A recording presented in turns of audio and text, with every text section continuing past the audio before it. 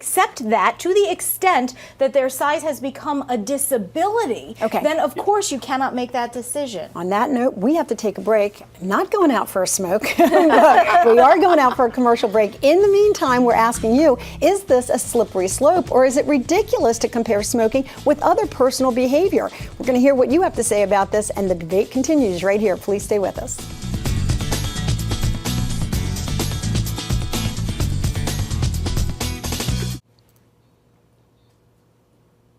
Do you think smokers are treated like second-class citizens, forced to take their bad habits outdoors or relegated to the back of the building? Or do you think it's fair treatment for people who engage in an activity that's harmful to them and possibly others?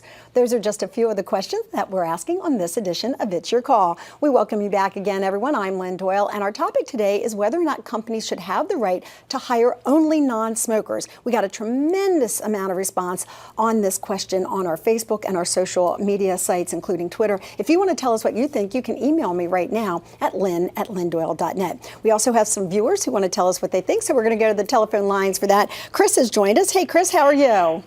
Very good. And yourself? I'm good, thank you. What do you think about this idea of saying, if you're a smoker, don't bother applying for this job? Well, it seems funny to me that, I guess what they're worried about is what the insurance costs are going to be for smokers that will, maybe have a health problem, I guess. Right. That's one concern. That's one concern, that companies have to pay more in health care benefits to smokers. Do you think that's a legitimate concern? Yeah, and I can see their point, but at the same time, one of the contentions that I have with that is, it's not just cigarette smoking that's causing health problems. I mean, smoking has been something that Americans have done since they landed here. Right. So, and it seems to me that, the amount of chemicals that are found in cigarettes are the same amount of chemicals that are found in the foods that have been the industry has pushed on us for many years. So do you agree it could be like a slippery slope? Like, where are we going to stop if we say, okay, well, smokers can't apply, and then, obese people can't apply, or somebody who eats red meat might have cholesterol issues, they can't apply? Do you see this going in a bad direction? Absolutely, absolutely. Once things of that nature is legislated, then where does it stop? And if you're going to pick on smokers, again, my issue is, I don't know whether it seems like maybe the wrong question's being asked. If it's okay, well, we're going to go after smokers, then what about, where? Yeah, exactly. Where does it end? Where does it end? Okay, we're gonna pose that question to the guest here. Thanks so much, Mike. Mm-hmm. I don't know where it ends. And, to go to the point, I mean, we do regulate some things in the workplace, but if you start regulating what someone can do, that's a lawful activity at home in their private time off work, regardless of whether it impacts work, I think we have crossed the line. Here we go again with the where does that. It end argument. We have to discriminate as employers. We do it every day. There are very few kinds of discrimination that are actually unlawful. Again, race, national origin, religion.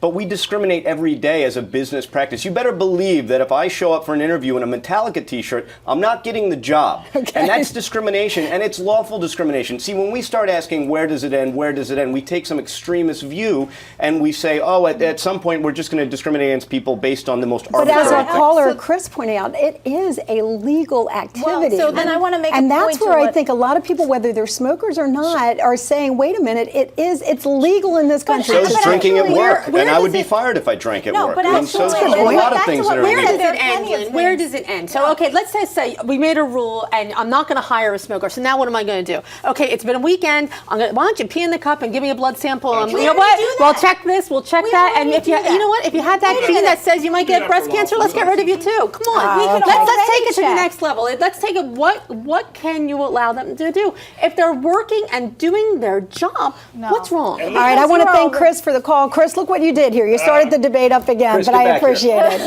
No, you're already. Okay. But it begs the question, whatever happened to hiring somebody based on their performance? If they can do the job, then what's the problem? Okay, we're going to talk about that. If somebody is hired and they are, say they're a non-smoker, okay, and I'm going to go down a rabbit hole here. they're a non-smoker, yet they're on pharmaceutical medicines, Right. or they're not going to come to work for 3 days because their meds didn't kick in, or Right. they ate 15 quarter pounders and they're not feeling good. Okay.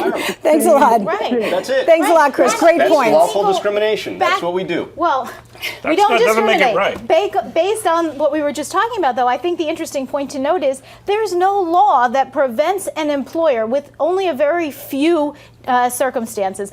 An employer is allowed to fire somebody even for off-duty conduct, even for things that are legal. To the extent that they come back and impact the workplace, an employer is allowed to fire people See, for here's that. another thing that's come through on our Facebook page and on Twitter is that while people may even agree with the decision not to have a smoker on site, they kind of waver a bit when they say, well, wait, you're going to say that when they go home they can't smoke, on the weekend they can't smoke, when they're out at a bar. I mean, the 8 hours that you give to work or beyond, a lot of people can And then how support. about So I this? want to, excuse me one second, I just want to find out what people have to say about that, and I want to share some of these Facebook comments with you. Christopher has written, it's discrimination. How would people feel if they said drinkers need not apply, or fat people not apply, or gamblers need not apply, etc., which is all what we had discussed earlier in the show. Neil writes, the marketplace is ultra competitive today. Expenses are high and profits are low. Therefore, companies should be able to make any hiring decision that serves them best. And John has this to say, as far as I know, smoking is a legal thing to do. If you disagree, go talk to your congressman. Not sure there are many congressmen in Washington that would make smoking illegal, considering the amount of money that comes through the tobacco lobby, but that's a topic for another show. I'm sorry, Mike, I No, interrupted look, you. I just want to say that this whole premise has been shown to be faulty. Look, I understand if it's the American Lung Association or some entity that has a mission against smoking.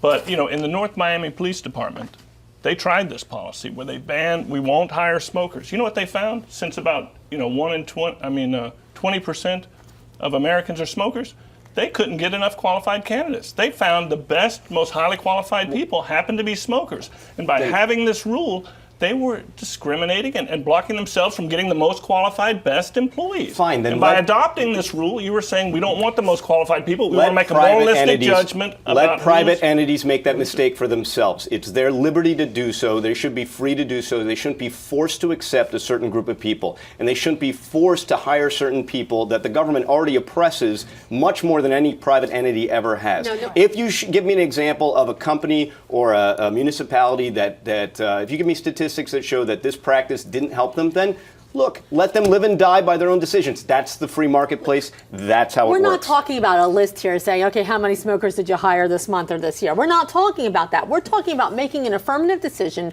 upon the fact that somebody is a smoker. Now, how can that be the factor that is going to tell you who the best employee is? How can we that make be? those decisions every day. Thank you. We- That's a great we point. do We make make those the decisions decisions, every day but- based on when you come into that interview. If you have a strange demeanor, you make a bad joke, people lose jobs for that every day. And they get should, hired and because fired that for Those are has perfectly to legal do reasons. with your Right. ability but to the do point the is, job. unless this there's a debate is reason to going to make it illegal, continue. it remains legal. The debate will continue, but we'll take a break. I hope that you don't go away because you have to find out what else they have to say. We also want to know what you have to say, so email me during this break, Lynn@lynndoyle.net.